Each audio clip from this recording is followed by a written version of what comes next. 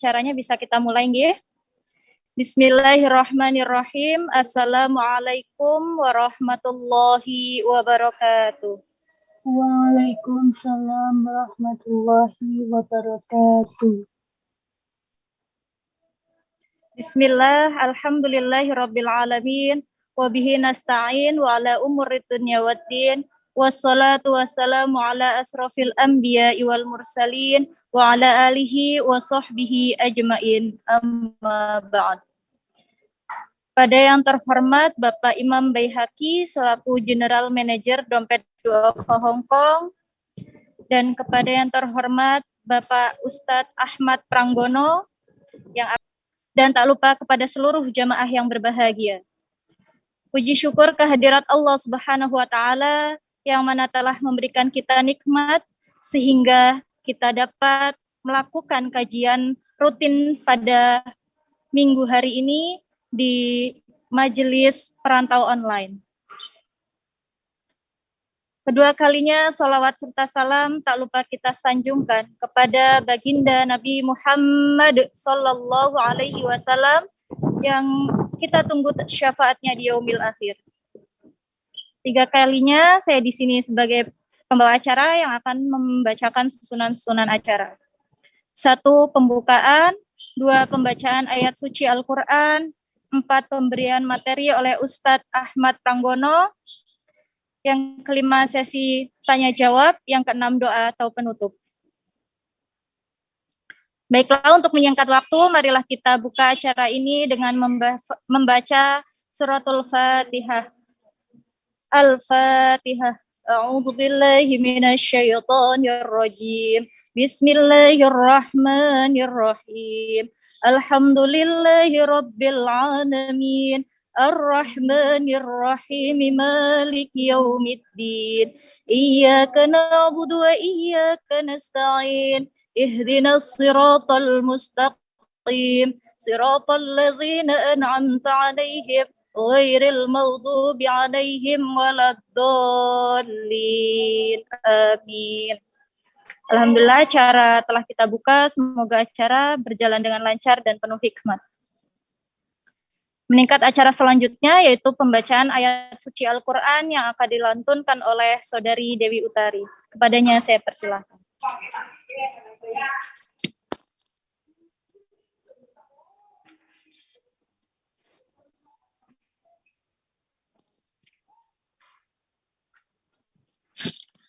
Assalamualaikum warahmatullahi wabarakatuh.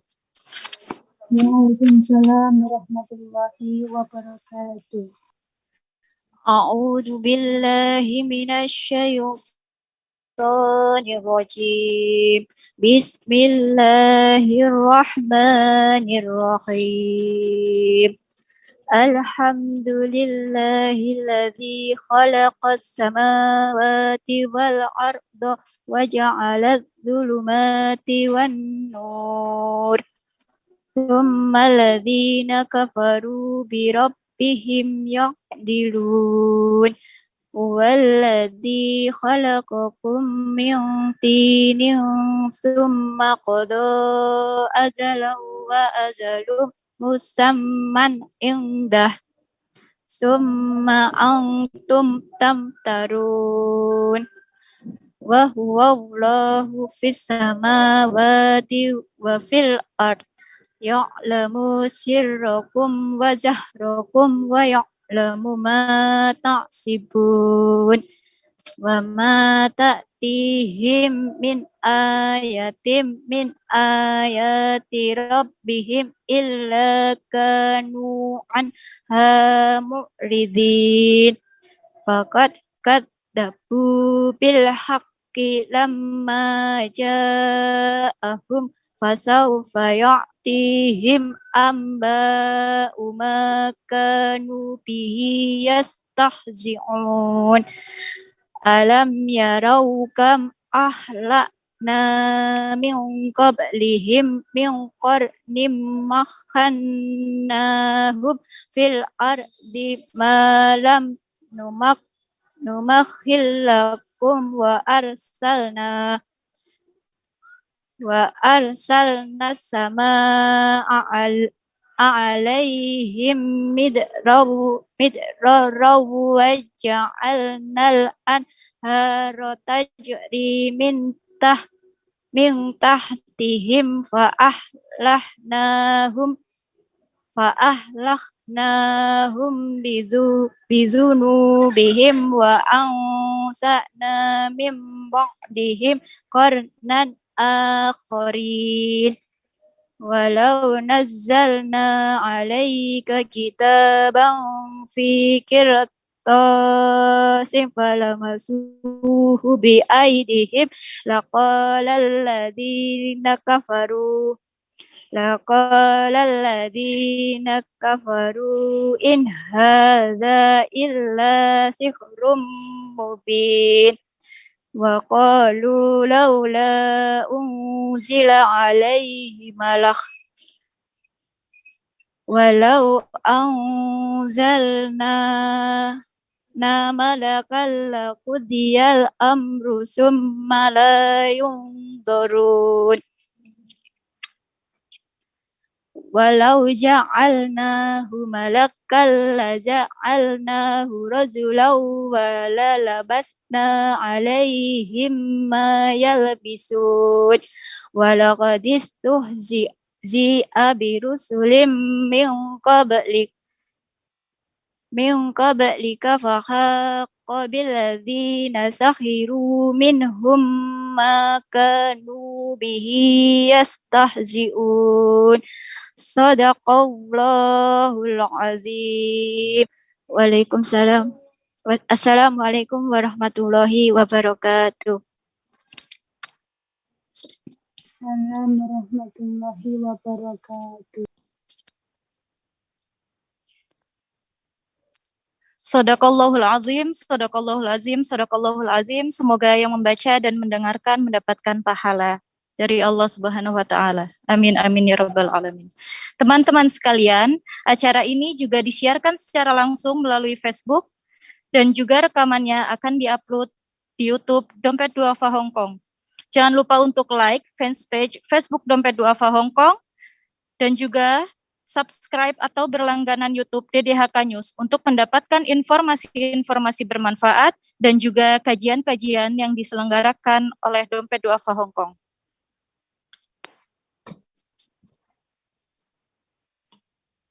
Alhamdulillah Ustadznya sudah datang, nggih. Baiklah, meningkat acara selanjutnya yaitu pemberian materi oleh Ustadz Ahmad Pranggono dengan tema Toharoh Wanita. Tafadhol Ustadz. Bismillahirrahmanirrahim. Assalamualaikum warahmatullahi wabarakatuh. Waalaikumsalam warahmatullahi wabarakatuh. Alhamdulillahilladzi yutimmus shalihat. Alladzi arsala rasulahu bil huda wa dinil haq liyudhhirahu 'ala ad-dini kullihi wa kafaa billahi shahida. Qala Allah Ta'ala fi kitabihil karim wa huwa asdaqul qailin.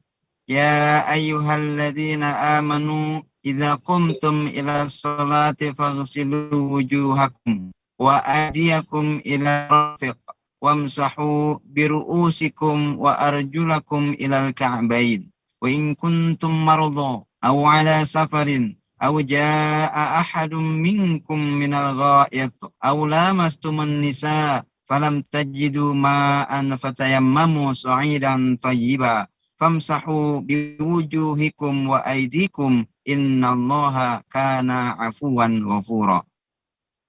Alhamdulillah, segala puji dan syukur kepada Allah Subhanahu wa taala yang pada kesempatan kali ini masih memberikan kita nikmat, terutama nikmat untuk selalu bersuci dan mensucikan diri. Nah, kajian kali ini kita akan membahas tentang at-thahar. Di buku-buku, di kitab-kitab, baik itu kitab yang jilidnya tebal maupun jilidnya tipis, baik itu yang cetakannya versi warna kertasnya kuning maupun putih, ya, biasa dimulai kajiannya atau bab pembahasannya, terutama dalam kitab-kitab fikih, baik itu fikih-fikih yang kita kenal di madhab Asy-Syafi'i maupun Maliki, Hambali ataupun Hanafi, ataupun fikih 4 madhab, itu rata banyaknya dimulai dengan kajian at-thaharah. Jadi tidak salah kalau kajian kita tentang fikhun nisa atau fikih perempuan ini, kita juga mulai dengan kitab at-thaharah. Nah, kenapa? Karena sesungguhnya Islam itu adalah agama yang suci dan mensucikan jiwa. Nah, di dalam Islam dikenal dengan 2 macam toharoh. Ada toharoh jasmaniyah, ada toharoh ruhiyah. Makanya dalam surat misalnya surat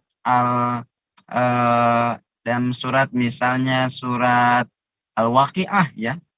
Al-Waqi'ah ayat-ayat hampir akhir, 10 ayat terakhir, letaknya di sebelah kiri paling bawah. Ketika berbicara tentang Al-Quran, kemudian di dalam ayat itu Allah menyebutkan la yamassuhu illal mutahharun. Tidak ada yang menyentuhnya kecuali al-mutahharun. Nah, ada 2 versi dalam kajian ini. Yang pertama yang disebut dengan tohir atau orang yang mutahhar atau orang yang suci itu ada kalau kajiannya kajian fikihnya toharoh jasmaniyah, maka yang disebut dengan suci adalah suci dari hadas dan najis. Maka orang yang bisa memegang mushaf, memegang Quran adalah orang yang suci dari hadas dan najis. Tetapi kalau kajiannya toharoh ruhaniyah, maka yang disebut dengan suci itu artinya tidak hanya sekedar suci dari hadas dan najis saja, tetapi juga jiwanya suci. Jiwanya bersih dari penyakit-penyakit yang mengotori hati, bersih dari penyakit-penyakit yang mengotori akidah. Nah, maka pada kajian yang pertama ini kita akan mulai bahasan pertama dari yang disebut dengan kajian toharoh, tetapi dari dimensi fisiknya, toharoh jasmaniyah. Nah, ya, ada untuk mencapai tujuan suci, maka diperlukan beberapa hal. Yang pertama adalah alat untuk bersuci itu apa saja. Yang kedua, bagaimana caranya, ya kan? Yang ketiga, apa saja yang membatalkan kesucian-kesucian tersebut. Nah, dari 3 bahasan ini, mari kita mulai dengan apa sih alatnya untuk bersuci. Nah, maka ada alat untuk bersuci. Kalau di dalam agama kita ada yang pertama, ada rankingnya ya. Yang pertama adalah air. Di dalam ayat surat An-Nisa yang saya bacakan tadi, itu yang pertama ketika kita ingin mendirikan sholat, maka kita harus bersuci. Ya ayyuhalladzina amanu, hai orang-orang yang beriman, idza qumtum ila sholat, apabila kalian hendak pergi mendirikan sholat, fagsilu wujuhakum wa aydiyakum ilal marafiq. Maka basuhlah wajah dan kedua tangan hingga sikut. Dengan apa? Dengan menggunakan air. Wamsahu biru'usikum wa arjulakum ilal ka'bain, dan basuhlah kepala atau rambut dan kaki hingga 2 mata kaki. Wa in kuntum ala safar, apabila kalian sedang bepergian.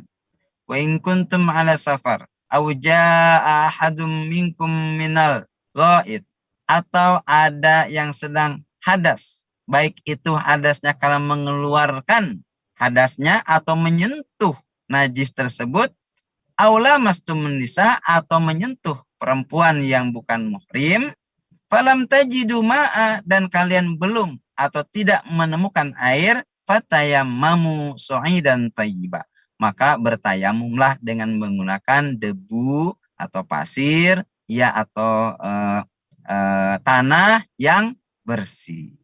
Nah, maka kalau disebut apa alat untuk bersuci, maka alatnya yang pertama adalah air. Kalau tidak kita menemukan air atau karena kita sakit, tidak mungkin kita menggunakan air. Contohnya sakit demam yang tinggi, kalau kena air malah makin membuat demamnya makin parah, maka kita bisa menggunakan debu ya sebagai ganti daripada air. Nah, jadi kalau bicara tentang alat ada dua alatnya. Satu adalah air, yang kedua adalah debu. Nah, kita akan bahas dulu yang pertama adalah air, ya, adalah air. Maka air itu kalau kita dulu pernah belajar ya di SD atau mungkin diulang lagi di pesantren ya, kita baca misalnya kitab Safinatun Najah, kita buka kitab misalnya Takrib ya, Fathul Qarib, maka kita akan menemukan di sana macam-macam jenis air. Ya kan? Nah, maka yang sudah pernah mengaji, yang sudah pernah mengkaji, ini ibaratnya sebagai reminder lah, ngaji lagi, gitu ya, ngaji lagi, ya, ngaji lagi supaya kita semakin ya mengerti ya, semakin ngerti, atau yang sudah lupa kita ingatkan kembali, ya, bukan berarti saya lebih pintar ya, tetapi ya kita saling mengingatkan saja ya. Fadzakir in nafa'ati dzikra. Maka saling mengingatkanlah, sesungguhnya saling mengingatkan itu sangat bermanfaat. Mudah-mudahan nanti ini sebagai reminder ya, kita kaji lagi bagaimana tentang hukum-hukum atau bab tentang air. Nah, maka yang pertama kalau kita bicara tentang air, ternyata tidak semua air itu suci dan bisa mensucikan. Bisa jadi air itu adalah air yang suci tetapi tidak bisa mensucikan. Apalagi air yang kena najis, ya. Sudah airnya najis, tidak pula bisa mensucikan karena memang airnya najis. Maka yang bisa digunakan adalah hanya air yang suci saja. Jadi air yang tidak suci tidak bisa digunakan untuk bersuci. Nah, kalau sudah ada airnya, maka kita sekarang melihat ternyata ada macam-macam air. Yang pertama adalah air yang suci dan mensucikan. Macam-macam air, ada air yang suci dan mensucikan.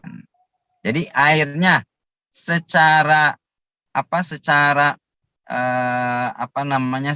jenis itu adalah sudah suci dan juga bisa dipakai untuk mensucikan.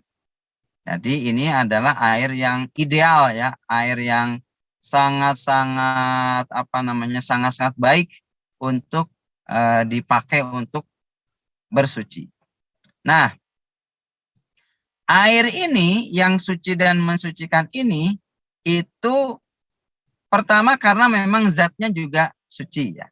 Karena memang jenisnya adalah air jenis yang suci. Nah, air yang suci dan mensucikan ini disebut atau dengan istilah ya didefinisikan oleh para ulama dengan air mutlak.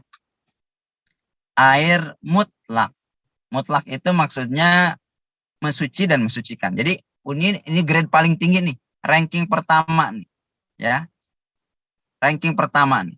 Jadi seperti misalnya kalau kita rujuk ya, misalnya di kitab Ibnu Qasim Al-Ghazi, ya kan, beliau mengatakan al-miyahu allati yajuzu at-tiru biha sab'umiyah. Yang pertama nanti ya kita akan bahas nih, yang disebut dengan air suci dan mensucikan itu ada 7 kategori. Jadi air mutlak itu ada 7.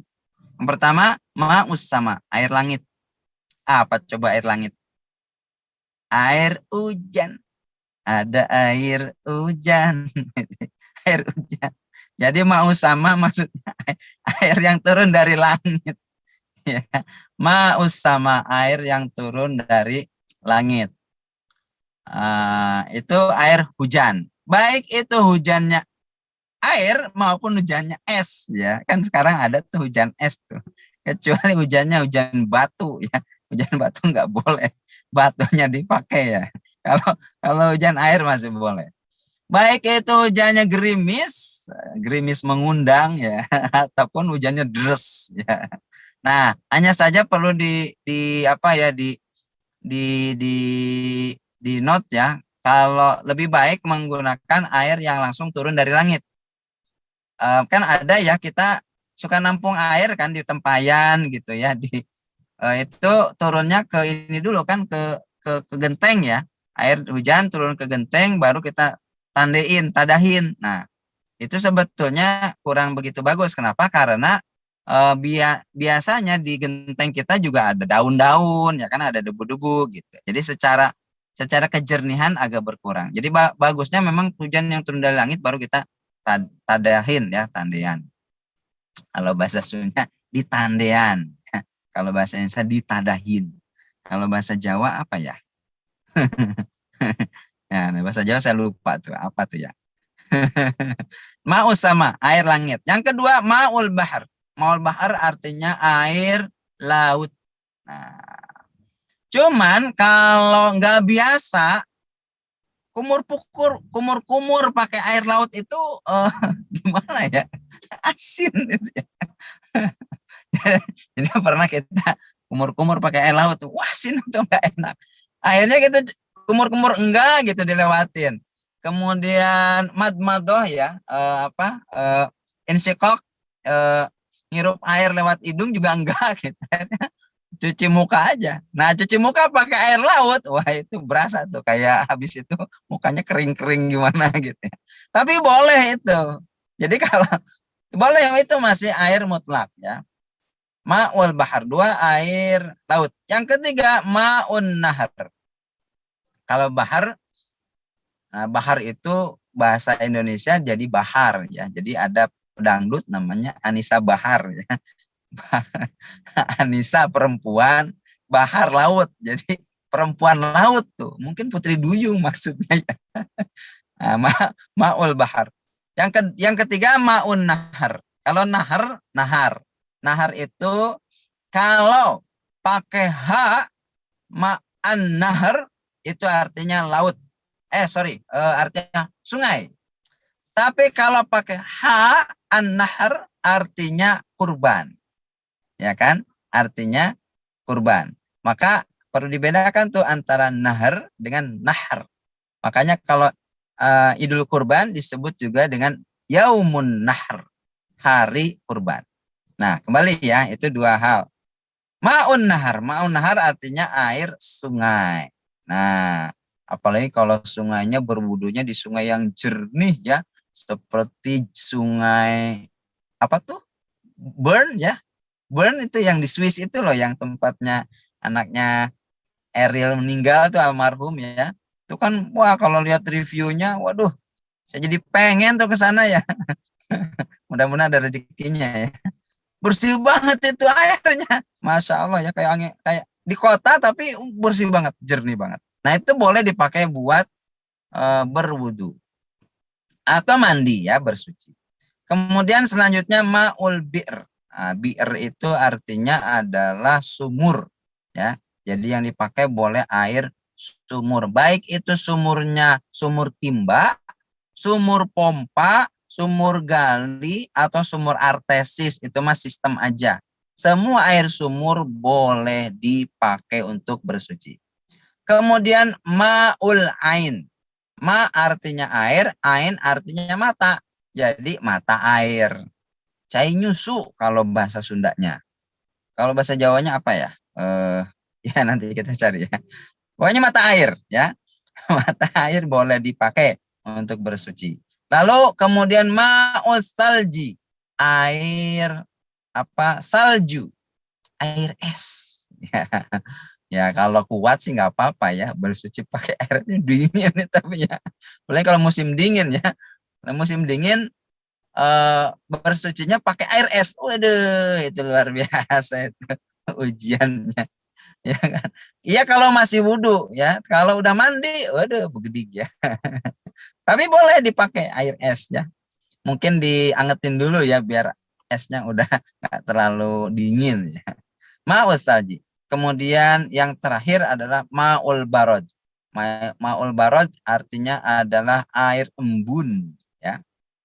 Nah, air embun juga dingin. Nah, air embun gimana cara bersucinya? Kan itu dia bintik-bintik embunnya.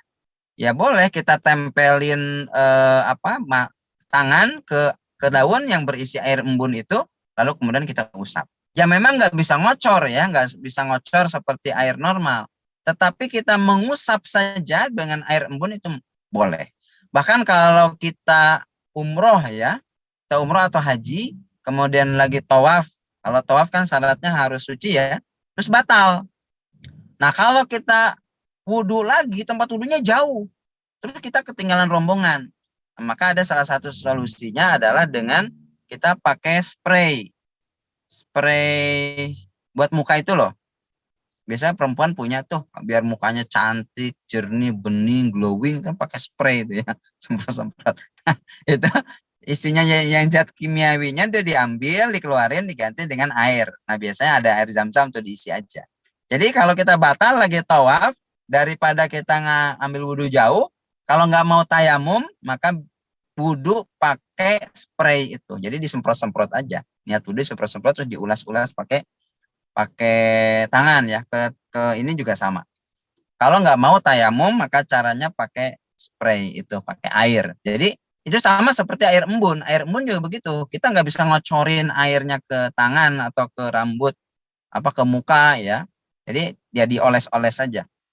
Cuman lihat-lihat daunnya ya. Kalau daun kaca piring kan gatal juga itu. Jadi atau daunnya di rumput ya, rumputnya yang bersih juga itu, jangan lihat-lihat lah ya. Walaupun airnya bersih tapi bisa jadi ada najisnya, jangan sampai terkena najisnya. Nah jadi itu ada air-air mutlak ya tadi ya, ada 7. Ada pertama air hujan, air laut, air sungai, air sumur, mata air, air es, air salju, dan juga air hujan ya atau hujan es. Nah, ketujuh air itu selama masih asli, pakai sod ya, asli, tidak dirubah-rubah, misalnya air hujan, air es, air salju ya, kan air salju, air es. Nah, kita iseng, wah lagi air es enak nih, kita bikin sirup. Nah, dikasih sirup, dikasih gula. Nah, kalau udah berubah gitu, udah dia air suci tapi tidak bisa mensucikan gitu ya.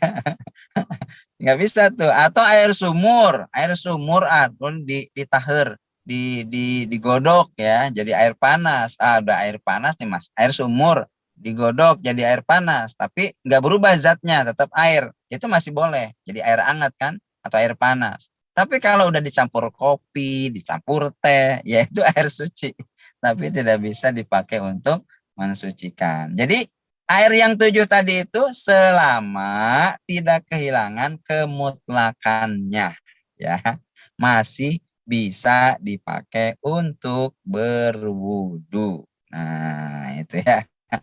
Kita bisa lihat itu di di air yang di kitab-kitab Safinatun Najah, di Takrib juga itu banyak dibahas mutlak ini. Nah, ini yang pertama ya, air mutlak. Air suci dan mensucikan. Nah, lalu kemudian ada juga air yang ya dia suci tetapi dia tidak bisa mensucikan.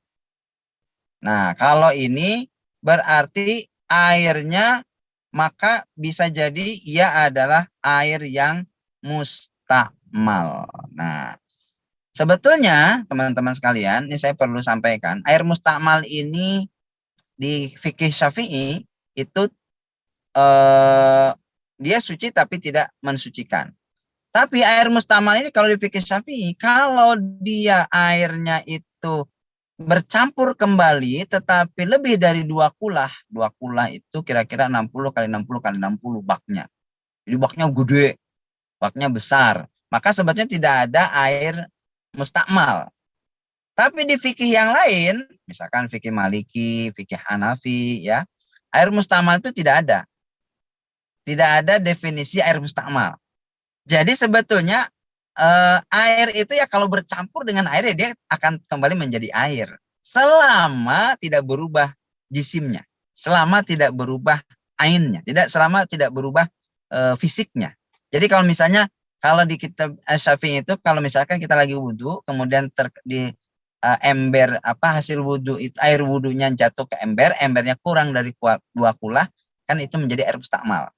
Nah, di kitab Syafi'i, di fikih Syafi'i air mustakmal itu tidak bisa dipakai untuk bersuci. Di fikih yang lain, ini perlu saya sampaikan supaya jadi pedoman juga, di fikih yang lain tidak ada definisi air mustakmal. Jadi air kalau ketemu terciprat atau terkena dengan air mustakmal kita tetap menjadi air mutlak, suci dan mensucikan. Nah, ya. Nah, tapi kalau di Syafi'i tidak. Yang tidak boleh dipakai adalah air yang mustakmal dan kurang dari 2 kulah. Nah, itu yang dari 2 kulah itu 60 ke 60 kali 60 cm. Jadi itu yang tidak boleh dipakai untuk bersuci. Makanya biasanya di pesantren-pesantren itu ada bak besar ya. Bak besar, anak-anak santri ya itu wudhu di situ, mandi di situ ya. Jadi itu karena lebih dari 2 kulah maka nggak apa-apa, tidak menjadi air mustakmal, masih menjadi air mutlak. Ini yang kedua ya, air mustakmal. Yang ketiga, air yang mutanajis. Ya, mutanajis itu berarti sudah terkena najis. Ya, sudah terkena najis maka tidak boleh tidak boleh dipakai untuk bersuci. Kalau, misalnya ya ini ada kolamnya kecil tapi lebih dari 2 kulah terkena najis, maka kalau airnya berubah 1 warnanya, 2 rasanya, jadi berubah warnanya, kedua berubah rasanya, yang ketiga berubah zat airnya karena najisnya banyak ya. Misalnya air 1 kolam tapi terkontaminasi oleh kotoran manusia yang lebih dari 2 kolam. Nah, berarti air kolamnya berubah jadi kuning gitu ya. Nah, itu berarti udah nggak boleh lagi dipakai untuk bersuci. Tapi misalnya airnya 1 kolam, tiba-tiba ada yang buang air di situ, ada yang pipis misalnya, laki-laki dewasa pipis, aja di situ. Ternyata airnya nggak berubah. Jadi lebih banyak air bersihnya daripada air kotornya. Nah, itu tidak termasuk air yang mutanajis. Jadi kita lihat-lihat nih, airnya terpengaruh atau tidak. Kalau airnya terpengaruh, maka dia tidak bisa dimensucikan karena termasuk air yang mutanajis. Tapi kalau tidak ada pengaruhnya sama sekali, pipis 2 kali juga nggak ngaruh, yang masih bisa dipakai untuk bersuci. Ini yang kedua. Yang ketiga, air ini suci tapi tidak bisa dipakai mensucikan. Contohnya apa? Air kopi, air teh, air susu,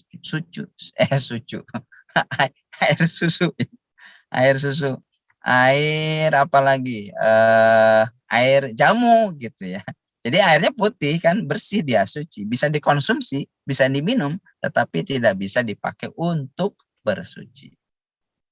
Nah, karena perubahan bendanya tadi ya, perubahan bendanya tadi. Nah, ada lagi air yang definisi yang ketiga. Apa itu? Yaitu air yang musyammas. Musyammas itu yang makruh dipakai untuk bersuci. Nah, apa itu air musyammas? Namanya juga musyammas. Musyammas itu terkena mata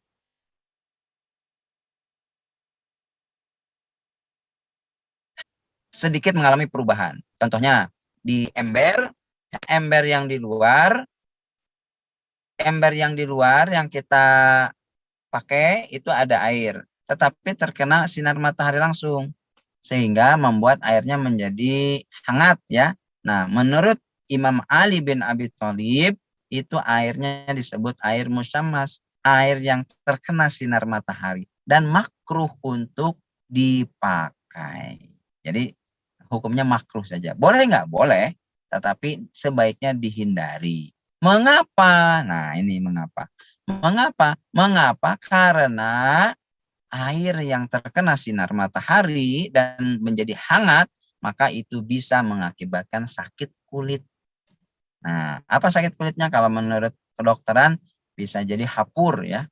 Hapur itu apa sih?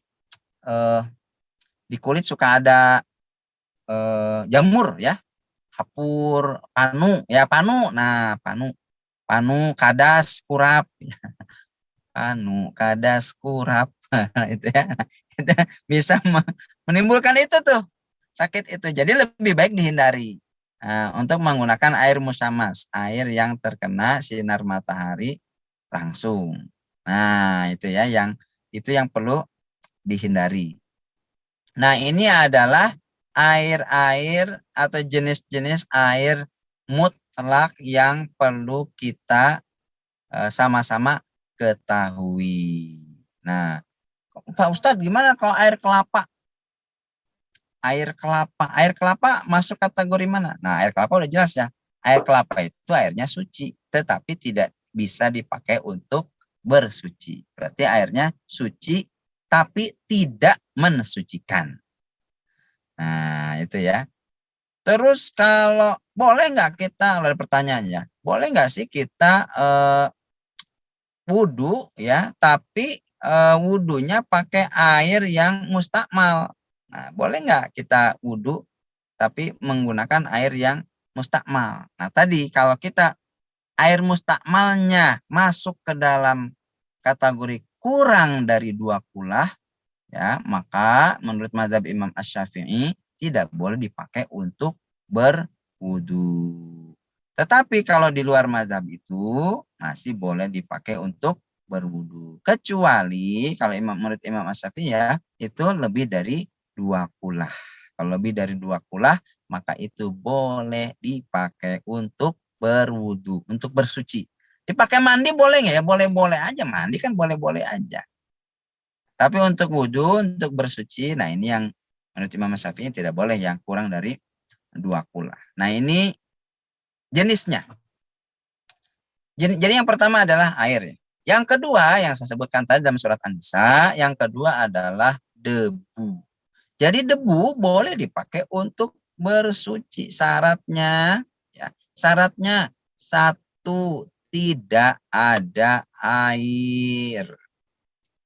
Jadi kalau kita udah nyari, terus nyari airnya nggak ada, ya, airnya nggak ada, maka barulah kita boleh bertayamum dengan menggunakan debu. Nah, tuh tiba-tiba udah tayamum udah selesai, lalu tiba-tiba kita nemu air, maka tayamumnya menjadi batal. Jadi kita harus wudhu dengan menggunakan air karena tayamumnya menjadi batal, ya. Jadi kita boleh menggunakan debu ketika tidak ada air. Nah, ketika tidak ada air ini berarti kita harus pastikan benar-benar kita usaha dulu sampai dapat. Yang kedua, ada air tapi airnya terbatas. Contoh di pesawat ya. Di pesawat ada air nggak? Ada buat pipis, ya buat cebok gitu. Kadang-kadang di pesawat itu ceboknya juga nggak pakai air, pakai tisu.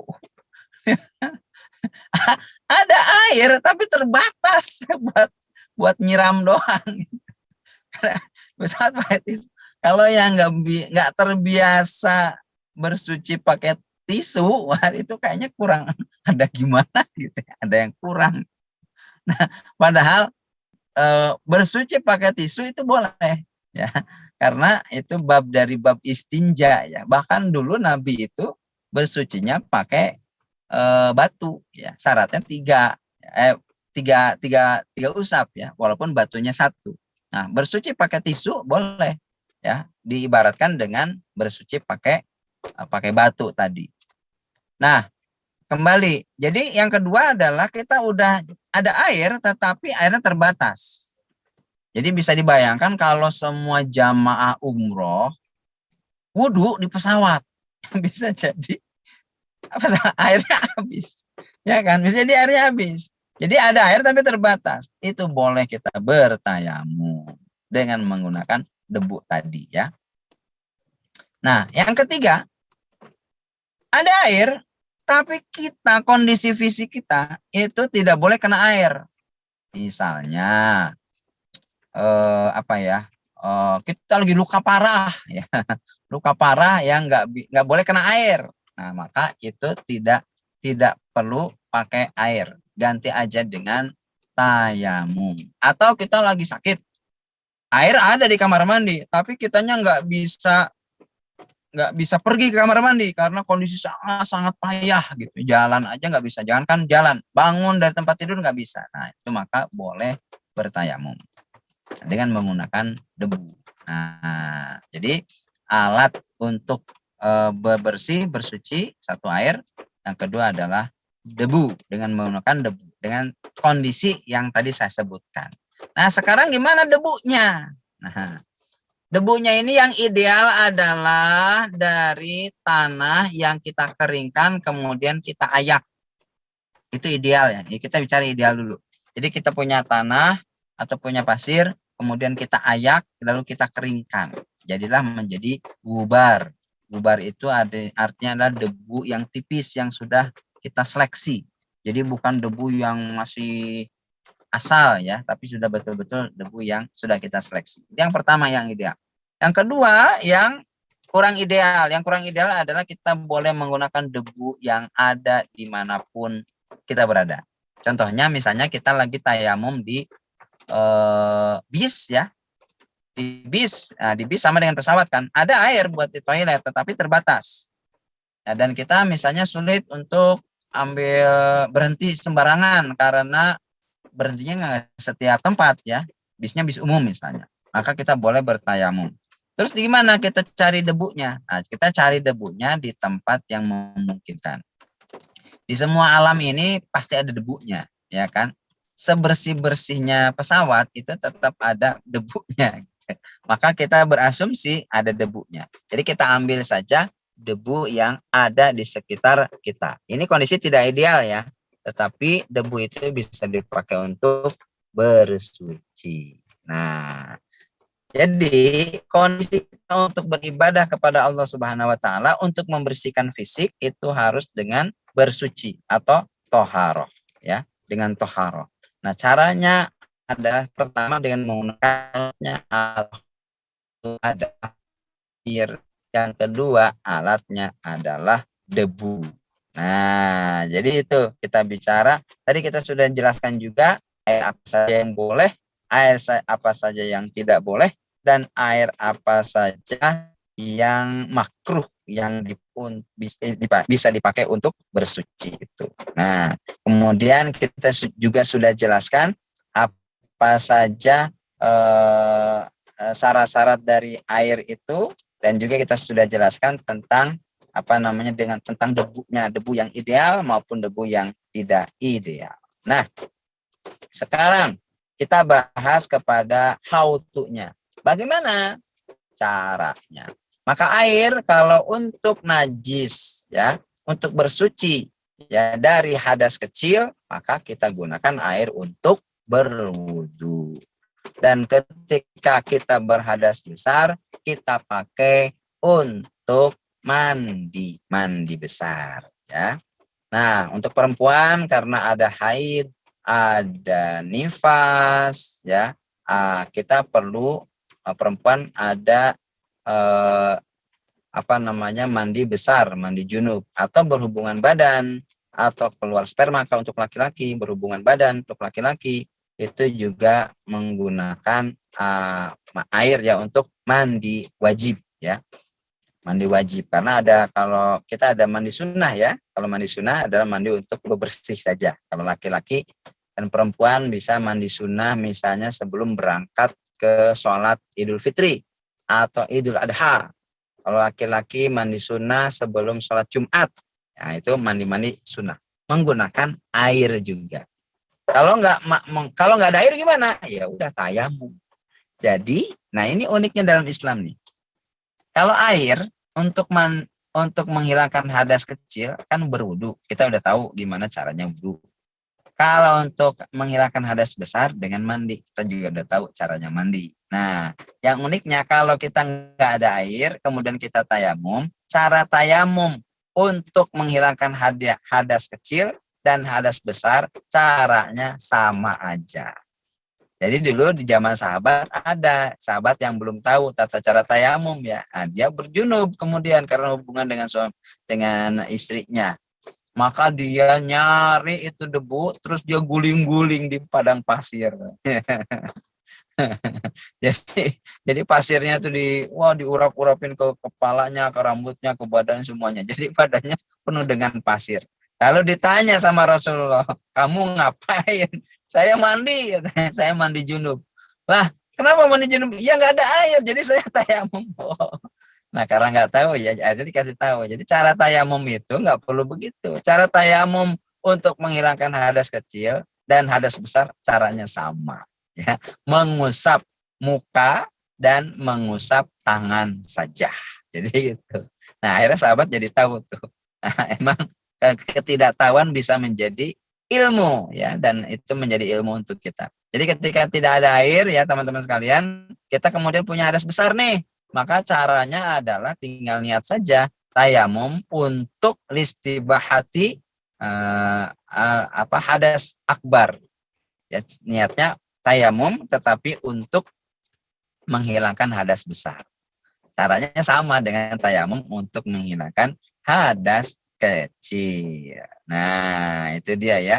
Jadi untuk tayamum modelnya sama, baik itu menghilangkan hadas besar maupun hadas kecil. Nah, sekarang ini ada yang unik dalam Islam itu ya. Rasulullah Shallallahu Alaihi Wasallam memberikan panduan kita untuk berhemat dalam segala hal, berhemat dalam segala kondisi.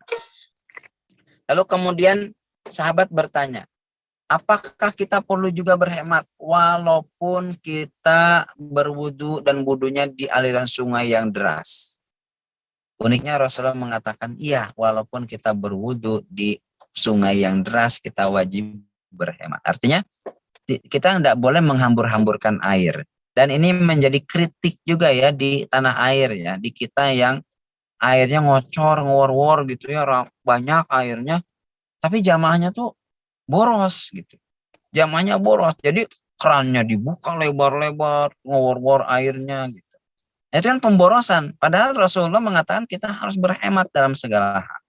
Apalagi misalnya udah gitu air wudhu itu ngalir ke got aja, jadi bercampur dengan air kotor. Padahal ya misalnya kalau mau air wudhu itu untuk khusus wudhu ya, bekas wudhu itu dialirkan ke kolam misalnya. Kolam yang dimiliki masjid untuk ikan. Kan nggak apa-apa ikan mah pakai bekas air wudhu. Udah nggak ada deterjennya air wudhu mah. Itu contoh. Atau misalkan air wudhunya, bekas air wudhu dipakai untuk menyiram tanaman misalnya. Itu kan sebetulnya penghematan ya. Nah di kita kan enggak. Di kita kadang-kadang waduh ngewor-wor air ya. Boros lah. Padahal Nabi mengatakan kita tidak boleh boros. Karena boros itu bagian pada mubazir. Innal mubazirina kanu ikhwana syayatin. Mubazir itu bagian daripada temannya setan. Jadi setan senang dengan hal-hal yang mubazir, termasuk mubazir dalam air. Nah, maka kita perlu berhemat dalam menggunakan air. Nah, Rasulullah itu dalam suatu riwayat itu pernah mandi dalam satu bak kecil 2 orang bersama dengan istrinya.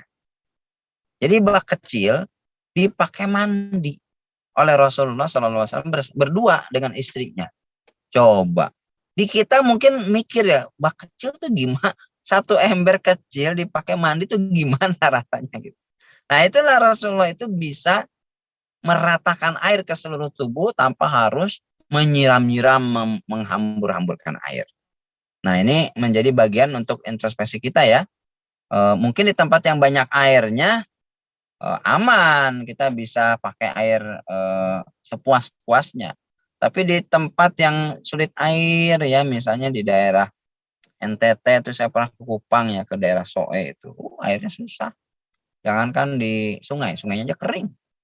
Gali air itu nggak cukup, harus pakai artesis, dan artesis itu biayanya mahal, harusnya ditampung.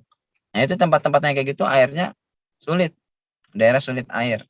Nah itu kita perlu berhemat-hemat ya, tidak boleh mubazir dalam menggunakan dan menggunakan air tersebut.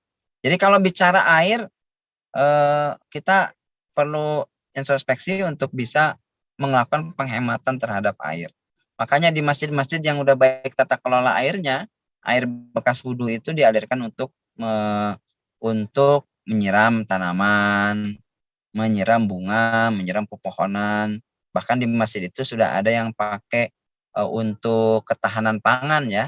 Ada yang nanam bayam, ada yang nanam kangkung, ada yang nanam jagung di halamannya itu. Jadi ketika COVID itu bisa dipakai, ketika nggak ada beras itu bisa dipakai untuk jamaah. Nah, airnya dari mana? Siramnya dari bekas wudhu.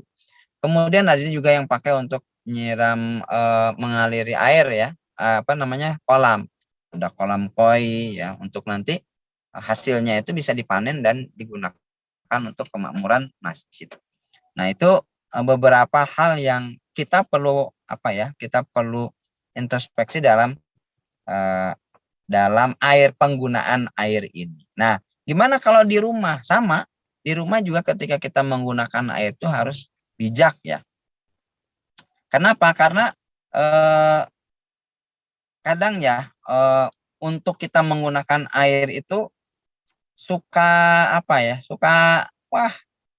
asal gitu ya, suka mubazir gitu. Padahal Rasulullah SAW itu sangat mewanti-wanti apabila kita punya air tetapi airnya digunakan untuk mubazir gitu. Masya Allah, itu sangat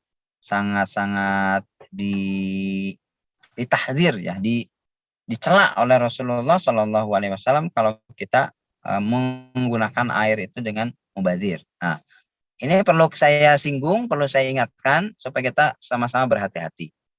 Kalau debu, nggak ada kayaknya yang menghambur-hamburkan debu ya. Makanya yang diitukan Rasulullah itu menghambur-hamburkan air. Gitu. Oh, debu kayaknya banyak ya. Di sekitar kita banyak debu. Nah, cuman ada orang-orang yang juga perlu jangan mudah-mudah untuk menggunakan debu sebagai alternatif kalau nggak ada air. Jadi syaratnya jelas tadi ya. Kalau kita boleh menggunakan debu ketika syarat-syarat tadi sudah saya sebutkan. Nah, terus ada yang tanya, Pak Ustadz, gimana kalau berwudu pakai air aqua? Aqua itu air kemasan kan? Ya kan? Air kemasan tuh. Asalnya dia adalah dari mata air. Entah beneran, entah enggak. Tuh kan di iklannya sih dari mata air yang mengalir ya, Gunung Salak katanya. Nah, nggak tahu deh bener apa enggaknya. Cuman kalau jenis airnya tidak berubah, tidak bercampur menjadi Pocari Sweat misalnya ya, tidak berubah jadi apalagi Maison ya. Kalau di terminal suka banyak mijon. Nah, itu udah nggak boleh tuh dipakai untuk bersuci. Tapi kalau masih aqua murni yang masih air jernih ya, air putih, itu masih boleh dipakai untuk bersuci. Jadi perlu pilih-pilih tuh, nggak semua produk aqua boleh dipakai untuk bersuci. Kalau udah jadi Mizon, jadi Pocari Sweat, ya apalagi tuh, ya produk-produk gitulah, ya itu udah nggak boleh dipakai untuk bersuci. Tapi kalau masih air aqua, baik itu aqua yang gelasan atau aqua yang botolan, itu masih bisa dipakai untuk bersuci. Nah, ini bab tentang air sebagai air dan debu ya, sebagai alat untuk digunakan untuk menuju toharoh, menuju suci. Nah, nanti kita akan bahas selanjutnya bagaimana menggunakannya dan apa saja dan tata cara lainnya di pertemuan-pertemuan berikutnya. Untuk selanjutnya kami persilakan kalau ada yang ingin bertanya. Falyatafadhal maskura.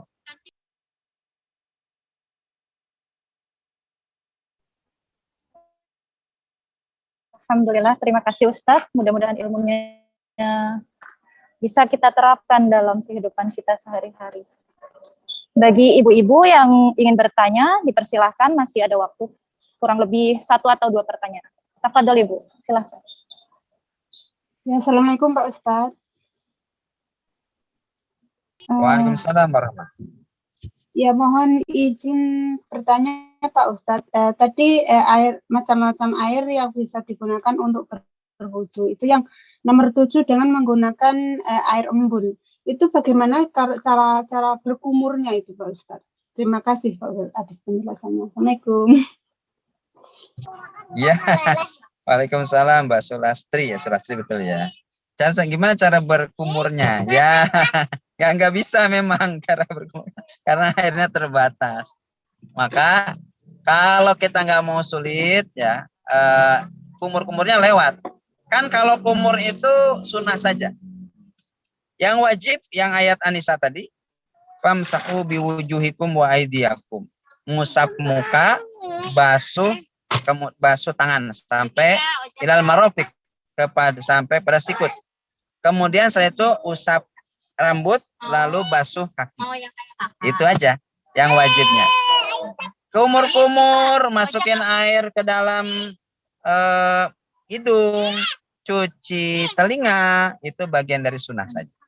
Jadi khusus untuk air embun itu enggak bisa semuanya, semua anggota wudhu kita bisa dibasuh.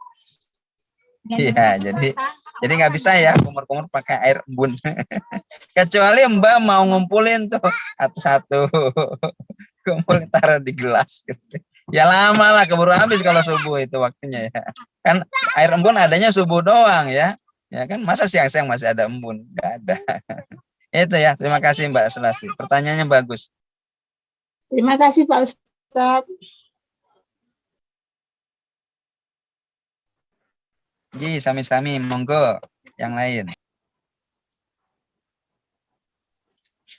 Persilahkan bagi yang mau Wabarakatuh. Ya. Ini mau menyambung pertanyaan Mbak Sulastri tadi Ustadz. Untuk yang pakai spray tadi itu sama caranya, cuma pakai rukunnya saja. Jadi sunahnya nggak dipakai gitu. Tata cara. Iya. Iya. Ji. Yang pakai spray itu tadi. Ya, sama. Jadi, yang pakai spray yang wajib saja. Kan itu darurat toh?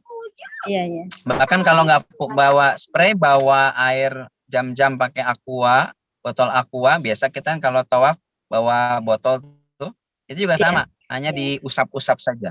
Jadi nggak bisa dikucurin. Diomelin sama askar itu ntar. Sama Ji, bahasa Fitri. Terima kasih Ustaz. Assalamualaikum. Waalaikumsalam.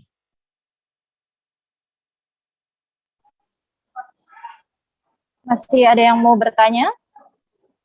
Dipersilahkan. Masih ada waktu 5 menit. Monggo ibu-ibu.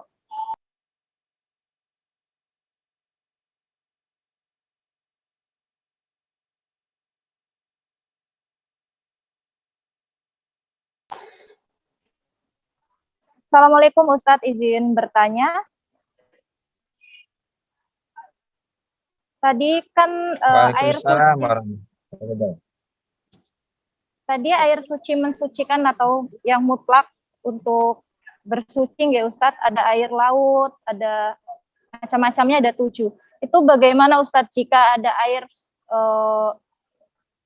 di kamar mandi atau air laut gitu ya Ustadz? Misalkan kita sedang berada di pantai. Itu mana yang lebih didahulukan Ustadz? Terima kasih Ustadz.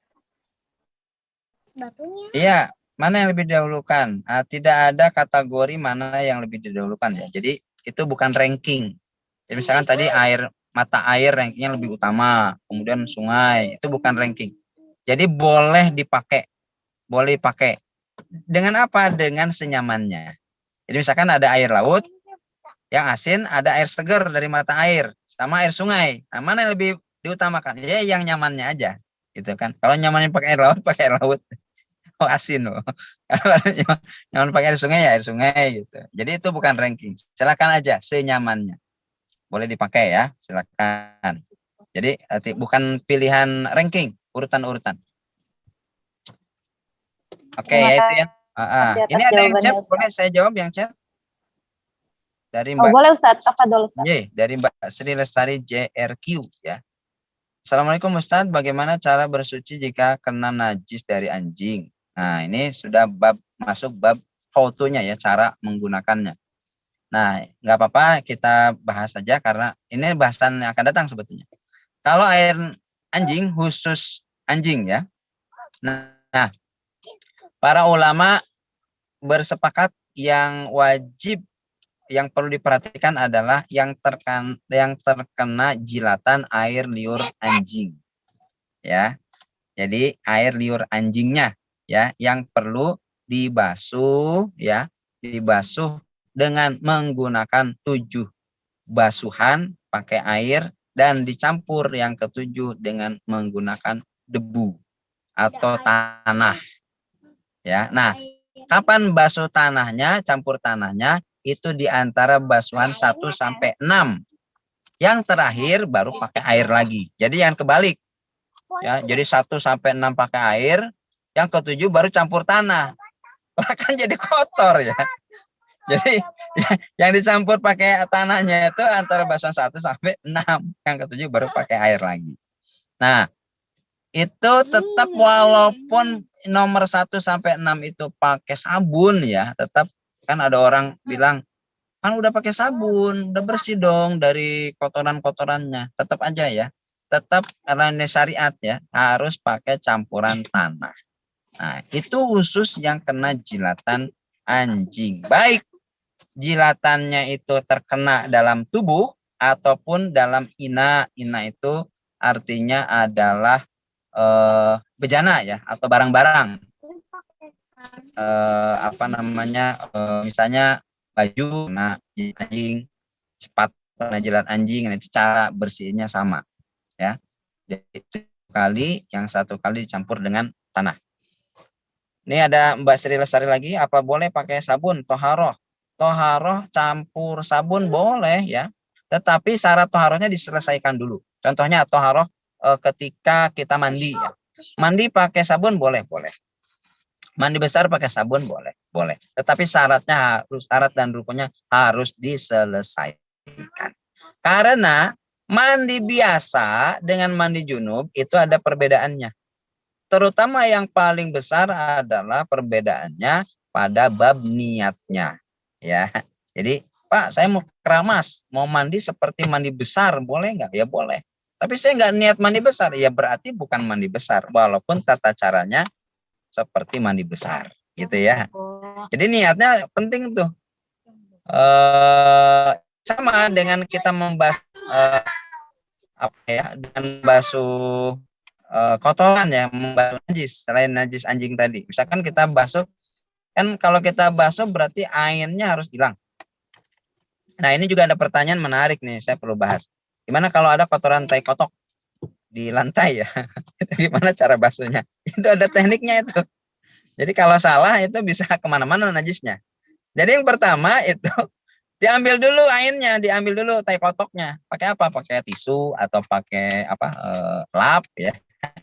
Diambil dulu, dihilangin dulu. Baru setelah itu dikasih air tempatnya. Jadi bersih. Jadi jangan mentang-mentang ada kotok langsung dicebur pakai air atau kemana-mana tai kotoknya. Nyebar kemana-mana kan.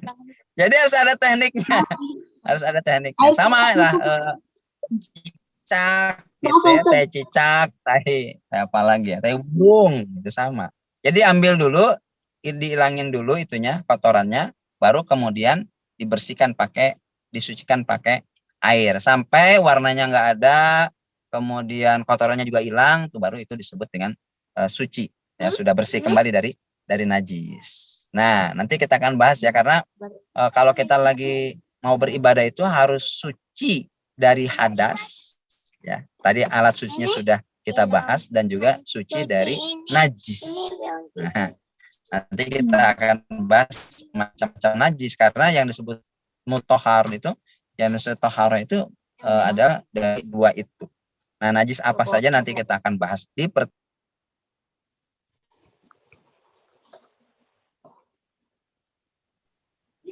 Terima kasih Ustaz.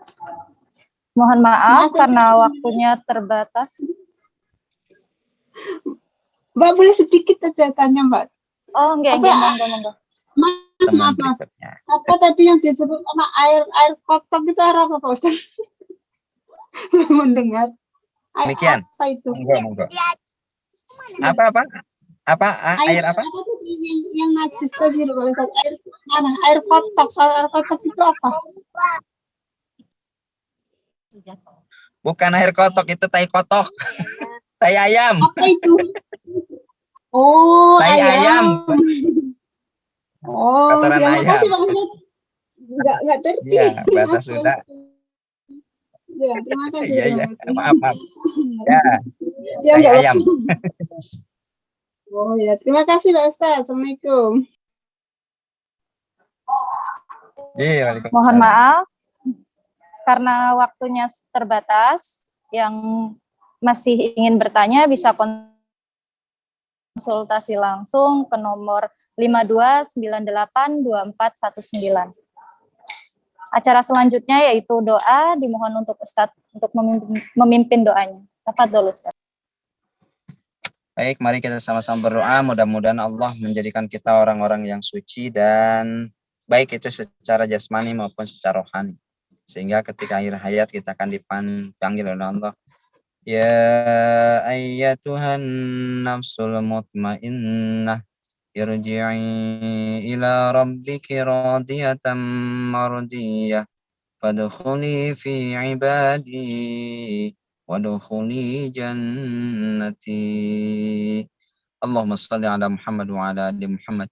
Allahumma inna nas'aluka ilman nafi'a wa rizqan tayyiba wa amalan mutaqabbala.